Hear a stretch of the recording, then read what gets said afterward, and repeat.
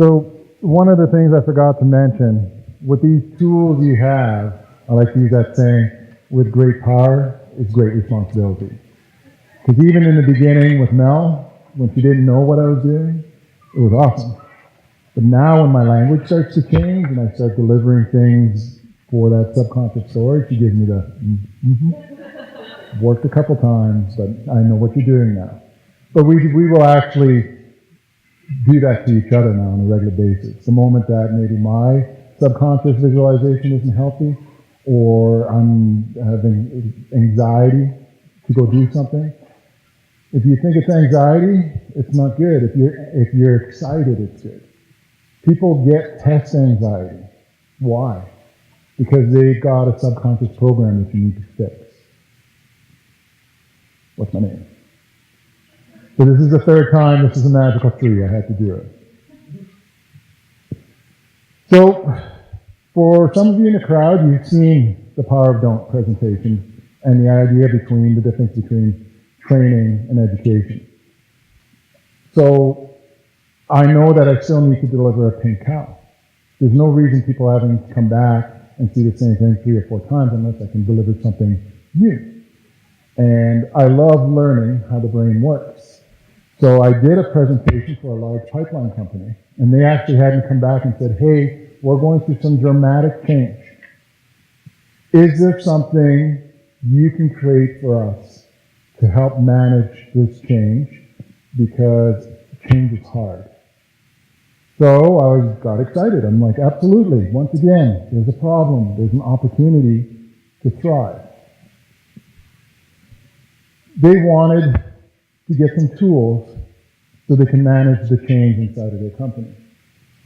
And what's interesting is, we're not that good at managing change. That was the first thing I learned. And as soon as I learned that we're not that good at managing change, I got even more excited because it had to be a subconscious program. Because we were doing it en masse. It was something that seemed to occur fairly naturally to us to push against change. But me, I'm a change otaku. I like change.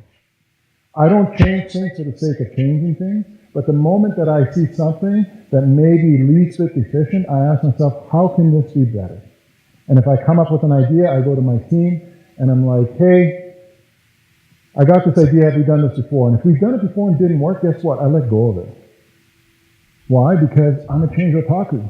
I love the idea of having the ability to change. And in fact, at Google, the nickname they gave me was the Fixer. And they kind of say it in like a mafioso mob style thing where they're just like, the Fixer's coming to site. But it's because I would look at everything. I would look at quality, I'd look at production, I would look at safety, I'd look at morale. I would look at absolutely everything and see where can we do better. At the site in Chile, we had the workers always showing up late. South American work culture isn't like North American work culture. So they were showing up late. Guess how we fixed that as a team? We served them breakfast an hour before their shift started. Guess what happened? They all started showing up to work on time to get their free breakfast. Morale went up, production went up.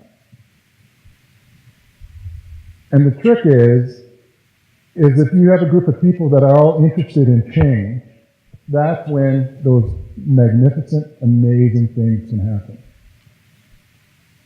And it's so rewarding to be able to look at something and be like, man, that was the old way, and look how much better the new way is. And guess what? This is probably going to morph into this. It's going to become even better. And like this quote says, when the winds of change blow, some people build walls, other people build windmills. So it's your perception on change. And maybe policing installed the change otaku in it. Because one thing about policing is that it's never the same. There's absolutely nothing routine about policing. You could get a very simple call. Let's say I'm the street sergeant. I just killed my dad. He wouldn't give me my Xanax. I have an AK-47 and I shot him in the face because he wouldn't give me my Xanax. So instantly, that's the information dispatched to you. You go down the path of barricaded gunmen in a house, possibly suicidal, on medication. Here's what I need to do. But then you'll get this. I have my mother tied up in the kitchen. Whoa, well guess what? It's changed. I now have a hostage situation. The moment that you made a plan, Murphy hated us. The moment that you thought you had it dialed in, Murphy would come along and be like, wait a minute, let's put something really weird into there. And would always happen. So I got used to change. And like I said, there was nothing routine. That traffic stop was never routine. We didn't even call it routine for training. We called it an unknown risk. Because the moment that you think routine, subconsciously you're chilled out. You're not looking for something. So, one of the things that I want to share with you is the idea that the police service installed in me, and was a 3-second hook, was a mantra. Adapt and overcome. The moment that we had any type of change, that's all guys would say. We'd be stacked up outside of the house to do an entry on a bad guy, a no-knock warrant, which are, by the way, are really fun. Because you go into somebody's house at like 3:30 in the morning, you wreck their door, and you scare the bejesus out of them. We'd be stacked up outside, and then suddenly we'd realize that there's a dog in the backyard. And we can't stop. We just need to adapt to it. Somebody needs to ensure that the dog doesn't come and bite us.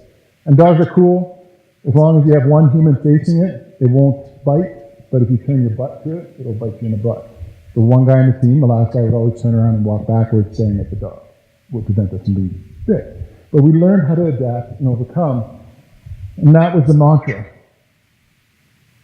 So then I started to look at this subconscious idea of change. Why are we so bad at it? Why are we so hesitant to accept any type of change in our life? And it came to me that the subconscious mind really hates it. And there's a reason for it, is just the word itself. If you Google change means, it's all this. Change is uncomfortable. It's messy. It's a great challenge. Change is hard. Change is tough. That's all people talk about. People hate it. They don't want change. But yet, we're surrounded in an environment that is changing all the time, and we don't push against technology. Right? We don't push against the weather, but the weather's changing here every 5 minutes. We don't push against it. So what's going on? Why are we so hesitant to change ourselves? And it's because we fear it. And the main reason is change means breaking a routine. So if we look at our subconscious mind, it loves a routine because that's what it's trained to do. That automatic driving. Routine is safe for the subconscious mind. It likes it. As a caveman, way back when this was instilled in us, because if we knew we walked this one path from point A to point B, and was less inhabited by predators, or maybe the fact that there was good fish or food along the way, we would habitually walk that path. The subconscious mind loves the routine, hates change. So let's change the word. Adapt. It's funny because the moment I used that in my presentation where I was like, our goal here is to adapt, the energy was the same. The room didn't get anxious when you talk about change. In today's industry, with the way that the economics are going, if you're not adapting, you're dying. That's the way it works. And it's healthy for our subconscious mind. Our subconscious mind likes adapting. It dislikes changing. So if you look at it, it doesn't want to change the routine because it's dangerous. But if I want to change one segment of the routine and adapt, because maybe going 50 yards this way is a field full of berries, it's a very easy thing for that subconscious mind to do. And we adapt excessively well. In fact, the Chileans think Canadians are crazy. I may not have helped, because when I showed up there, it was their winter. It was 16 degrees Celsius out, and they were in full balaclavas and gloves and winter jackets. And I was in shorts and t-shirts. So they're like, Canadians are crazy. And then I showed them some license to drill, and they were just like, there's no way a human could work in that condition. I'm like, oh no, we do it. So we're really good at change. Sorry, at adapting. The beautiful part about that word is, what does it mean? If we adapt, we expand. If we adapt, we grow. All we're doing is becoming better. The word change is negative because it means that we don't know where we're going with this change. But if you use the word adapt, then it allows us to grow. I don't know if anyone has heard of this fellow. It's Jocko Willink. He's written a book called Extreme Ownership. And what's interesting is the company I did a presentation for wanted to bring extreme ownership, change their culture to be like, hey, if you make a mistake, you need to admit you make a mistake and we'll move forward. But a lot of industries out there, the moment that you admit you make a mistake, your job is on the line. So what do people do then? Natural self-defense, they look at deflecting that mistake, and then it turns out to be a gong show. What happened with Jocko Willink is he's a very extreme individual. He's a lieutenant as a Navy SEAL, and he was leading a team of men, and it went sideways. And all these communication mistakes, it just snowballed. One thing after another, Murphy hated him. And none of his team members got killed, but some innocent civilians got caught in the crossfire. So right away, there's an inquiry and a way to go. And under the old rule, the military looked for a scapegoat. And Jocko, being a leader, the moment his men would stand up and be like, it was my fault because I forgot to do this, he'd tell them, sit down. Another guy would stand up, you sit down. Finally, he stood up in front of the inquiry panel and was like, it's on me. I'm the leader. I lost control of the situation. Leave my men alone. It's on me. Extreme ownership. Guess what happened to him? He got promoted. Because the military was like, finally we have somebody that is showing us that they're adapting. And that was it. He needed to tell people that the leader owns it, that they manage it. But what's neat is, we can look at this elite group of Navy SEALs and be like, wow, extreme ownership. Guess what? Google, which is not an elite group of Navy SEALs. Like really, the way you envision Google off the internship, I think it is exactly how it is. There's Nerf gun fights happening in the office all the time. They have extreme ownership. Really cool culture. Nobody there is afraid of coming forward and being like, hey, I went and did this, it didn't work out. Because Google's theory is, you learn more from failing because you can adapt to your failures to succeed.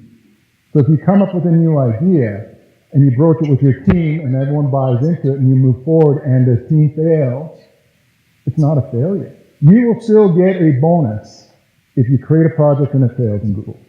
You will still get a bonus, as long as you come out with this is what I learned. So, even though they're not extreme like Navy SEALs, they created this culture that is open and willing to adapt to new ideas. And the biggest thing at Google is they'll just tell you, like, hey, don't worry about it, as long as we learn something. And with him, he had to go out on the loop of extreme ownership, and the military is still working so hard at changing that culture. Where at Google, they just followed out a different philosophy of we learn from mistakes. And that is the mantra and the culture of that. So by installing this idea of it's okay to fail, we're human beings. We're going to make mistakes till we die. That's the rule. We're not perfect. As long as you understand that you're not perfect and these mistakes are going to be made and you want to learn from them, we grow as people. We adapt. So by having this culture at Google, that's why Google is so innovative and always adapting, is because they're willing to adapt. They don't want to change their culture. They're willing to adapt. And when we do, then we're going to expand and new ideas come forward. And that's where all this great innovation and creativity comes from. And what do you think the morale is like at Google? Through the roof. through the roof because of the fact nobody's afraid there. Nobody is afraid. When you want to implement an adaptation, you need to educate people why. Because if you don't educate people why they need to adapt, they will want to make up their own reason, and it's probably not your reason.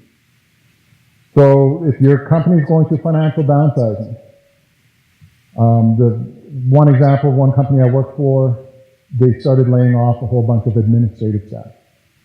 And immediately everybody else was getting really panicked, being like, oh, here come the layoffs. I'm going to lose my job, and they get really stressed out. If management came to us and was like, hey, all we did is get rid of the admins that had admins, that's all they did. They looked for redundancy. Some admins had admins working for them. And they're like, no, this doesn't make sense. And they trimmed it that way. If you had told people and said, hey, we actually found out that we were duplicating work, we needed to this to adapt to the economy, so easy to accept that adaptation. When you educate people, you're going to get your otakus out of them. The ones that want change, the ones that are excited for change, the ones that feel safe coming forward and being, I have an idea. And by adapting, we just become way better at what we do. We become way more innovative. I don't know if there's any people that own businesses here, but if you have a group of people and they're all open-minded and not afraid of coming forward with new ideas, and you educate them and be like, hey, all we want to do is get better. How can we do this better? How can we do this better? You're going to adapt at a phenomenal rate, and things are going to get so much better. Because it's all these small incremental steps. Maybe it's going from 15 minutes to 30 seconds. Maybe it's a 1 hour meeting that can be done in 30 minutes. All those end up being huge things. And through that, you foster a really healthy culture. One that is no longer afraid of change. Subconscious idea of change is a good thing. Like the person I am. I like change. I look forward to getting better. So we just need to remember this mantra. Adapt and overcome. Because no matter what, our environment's going to change, technology's going to change, everything is always in a state of change. So by adapting and overcoming, or whatever your mantra will be, mine is thrive, you can be really successful. Because the majority of people aren't doing it. The majority, the 80%, are the ones that are fighting change, that are pushing against change, that do not want to change. But if you're that 20%, that otaku that's like, no, change is good, but here's how we need to do it. We need to do it as a team, and it needs to be healthy. You're at the top.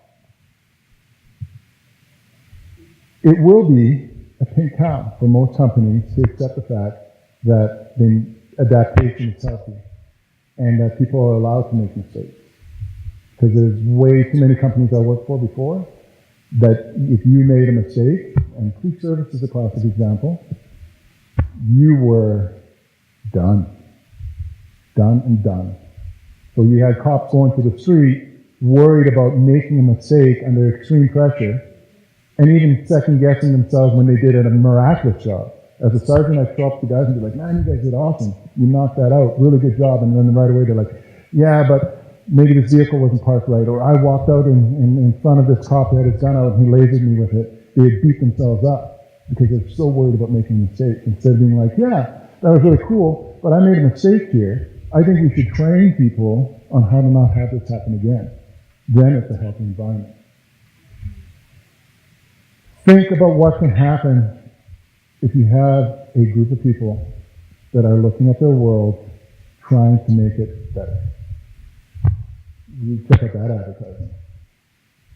Pretty awesome, right? Somebody who was not afraid of change, somebody that was looking at how do I adapt my world, whoever thought of this was a rock star with that company, with that marketing company, because they weren't afraid. Any questions? What do we have for time? Oh, all right.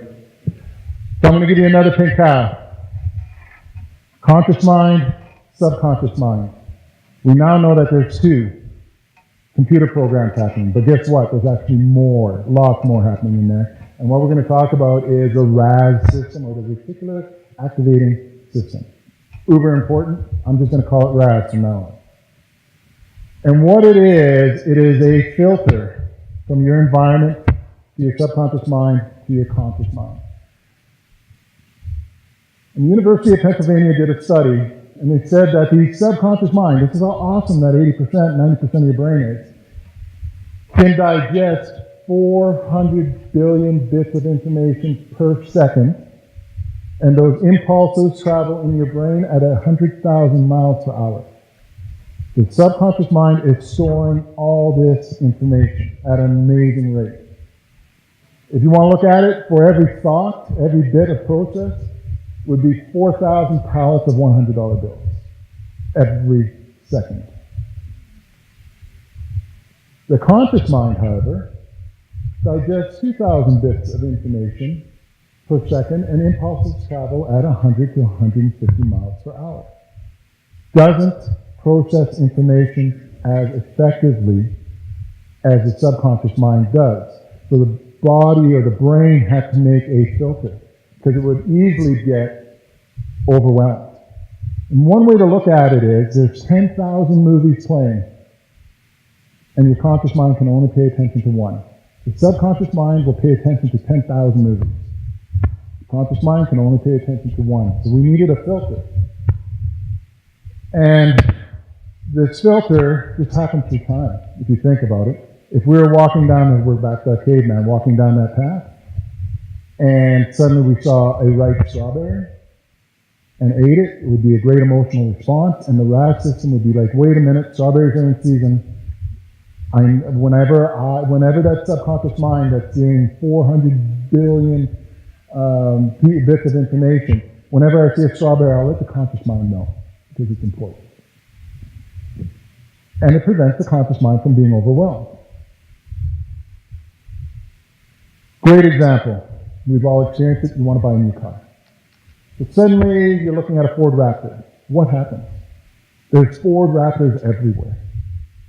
You're like, I want to buy a new F-150, or I want to buy a Corvette, but suddenly you start seeing them everywhere. It's not like they magically appeared for you because you're looking for them.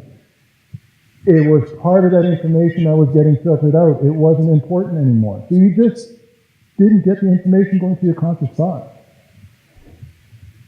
But once you program your RAS to see it, it's apparent everywhere.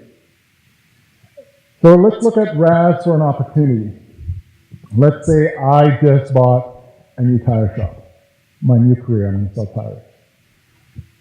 Now I'm fixated. My RAS is activated. Tires are important. My business is important. I visualize what I need to do. I'm moving forward. So I'm at a party. And while all this 400 billion bits of information is getting crammed, I hear a conversation in a crowded room where somebody's like, hey, I need new tires for my truck. Why did you hear it? Because your RAS registered the information, was like, wait a minute, it's about tires. He wants to know about it, I'm going to ship it over. But then what happens after this? You go over and be like, hey, I heard you need tires. I sell tires. I'll give you a great deal on tires. You get a new client. Lots of times, those new clients will be like, hey, wait a minute, I got a buddy that owns a trucking company. They need tires. That's how effective that RAS system is. Instead of ignoring opportunities, if you're programmed for adapting and opportunities, the RAS system opens right up. We all know those people that are like, man, I don't know how he does it, but every time there's an opportunity, he's on it like that. Well, it's because his RAS system is programmed. Great example, I like to call it Strawberry Range Day. Mel and I went out to the range and did some shooting. And as we walked several times back from the 0 mark to the 200-yard mark, back and forth to look at our targets. We set targets. And we did notice there was a lot of strawberry plants, but no strawberries. We walked by this like 3 times. And suddenly, we walked by once, and Mel was like, oh my God, a wild strawberry. And if you haven't seen Mel with a wild strawberry, it's like a magical, happy horse. She got so excited, right? She's like, oh, strawberries. But the RAS system was open now. Guess what happened after that? Everywhere we looked was ripe strawberry. We had passed by this opportunity several times. Our subconscious mind saw it, but the RAS filter refused to give the information to conscious thought. Now we gave it a positive affirmation, yummy raspberry, strawberries, and then all of a sudden we see them everywhere. And then we spent the next hour picking strawberries. If you're programming your RAS properly, you will see opportunity. If you're programming your RAS improperly, you'll see failure and problems. We all know those people. Maybe we are those people where somebody's like, hey, let's go and do this. Yeah, but this might happen. Well, guess what happens? If you're negative and you're walking out in the world, your RAS system will give you everything negative you want to see. There's 400 billion bits of information every second coming in. It'll find a lot of negative stuff to reinforce your idea of what the world is like. If you have a healthy RAS system that's looking for good things or opportunity, it is dramatically different. Mel and I have two different RAS systems. We were in Edmonton in a parking lot. She was looking over here, and I looked over here, and right away I'm like, oh, look at a crackhead come out of the bushes. And this guy came out of the bushes, and he was totally disheveled and really high. And Mel was like, I didn't even see him. Well, your subconscious mind did, but your RAS system is not programmed like mine is through years of policing to watch for people sleeping in the bushes or hiding or that behavior. I didn't see what she was looking at. She was looking at a mom that was pushing a baby down the street and stole it, thinking, oh, isn't that sweet? Two different RAS systems going on. I didn't see. My subconscious saw, but I didn't register. So how do we go about programming a healthy RAS? First thing you need to do is tap into that subconscious mind, and you need to visualize what you want. It's like looking at somebody being like, hey, how much weight do you want to lose? I want to lose 10 pounds. What do you look like 10 pounds lighter? Oh, I don't know. Well, then we need to fix that. You need to be able to visualize what you want to achieve. And even better, tag an emotion to it. If we're talking financial success, we're like, man, I can't wait to be a successful entrepreneur. If you haven't visualized it, and you haven't put an emotion to it, the RAS system isn't working that well. But if you take time and visualize and be like, this is what it's going to feel like to be successful. This is what my life is going to feel like being financially independent. Then the RAS system is programmed for financial opportunities, success opportunities. You'll start making the right decisions because subconsciously you've created this person that instead of going out and blowing, like me, $500 on some ammunition to shoot down the range, you're like, no, wait a minute, I want my financial independence. I shouldn't spend my money that way. There's your RAS system. And then dream about it. Visualize. We learned how powerful visualization is. Dream about what you want to achieve. Feel what that success is like. Because most people have no idea. They're always talking. I'd really like to do this. I'd really like to run a marathon. And they never do it. Well, why? Because they're not programming their RAS to find opportunities to run a marathon. And they've got a bad visualization of what they can do. But if they can visualize what it will feel like to run a marathon and cross that finish line, and they're filled with that joy and pride, that RAS system's kicked in, just like it's looking for strawberries. And feel the goal. You talk to people about financial success, they don't have an emotion to it. They don't know what it would mean emotionally to be financially successful. They'd be like, oh, I'd have a nice car. Well, what does that do? Well, no, it would feel like this. This is what that car would feel like. This is what it would smell like. Oh, okay. Now your RAS system's programmed. Stop the negative visualization. Stop the negative RAS. The best description I have is at a work site. We had one guy, his name was Larry. Every morning, no matter what, he'd come into the smoke shack, and he'd be like, how's it going today, Larry? Good, I'm good. We worked some long hours and long shifts. Every day he was good, and I was tired, and I think I'm a pretty positive guy. So came in and like, how you doing today, Larry? No, I'm good. And I was like, how can you be good? We work 12 hours a day. We're on day 20. I'm exhausted. You're old. There's no way you're defeating me. What is going on? And he looked at me and he's like, because the moment I say I'm tired, I'm tired. And I will find reasons to be tired. His RAS system was like, I'm good. I have good energy. I'm functioning well. So it was reinforcing all that external information was coming his way that was good, that was functioning well, and that he was fine. The moment that he would say to himself, I'm really tired today, is when it happens. We always had those days too, where you wake up and one thing goes wrong, and immediately you're like, this day is screwed. Might as well go to bed, because it's done. I've had this happen before. The reason why you had it happen before is because you opened up your RAS system for that day to have a bad day. It took 400 billion bits of information and fed you the bad days. The other thing you need to do is set a daily intention. When you start your day, take 30 seconds. If you need to stare at your cup of coffee, then stare at your coffee. But take 30 seconds to be like, what is today going to be like? What is my intent today? It better be positive, because otherwise you're going to go down a negative path. Today, I'm going to do this. I'm going to feel this way today. The RAS system will give you all the information that's out there that will support the way you want to feel. Journaling is also really important for a lot of people, because the moment that you write it down is the moment that you're getting some sort of intent behind it. Meditation. And I know, if you're like me, when someone says meditation, you cringe. You're like, oh, I can't do that. See how that happens? And I can't do meditation because I really, truly don't want to do meditation. But understanding it can be done anywhere. You don't have to be the guru on the pillow listening to the Chinese gongs with the incense burning to meditate. You can take 30 seconds of quiet time and meditate on what you want to achieve. If you're going to take your 30 seconds, meditate on the fact that you're going to be really creative and innovative, or that you took this new challenge and it's hard, but you know what? I thrive. You take that 30 seconds, the RAS system kicks in, and it'll give you all the information you want. And of course, I use a mental hook. I have that word on my computer every time I sit down. Why? Because I hate working behind the computer.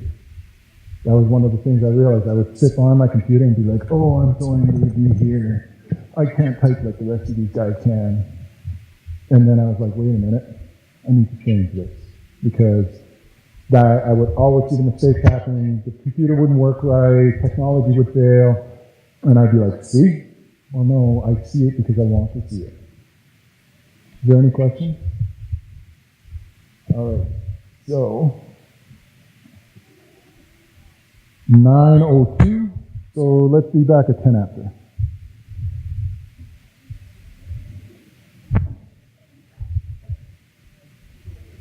Like I said, you guys have to move. I'll explain to you later.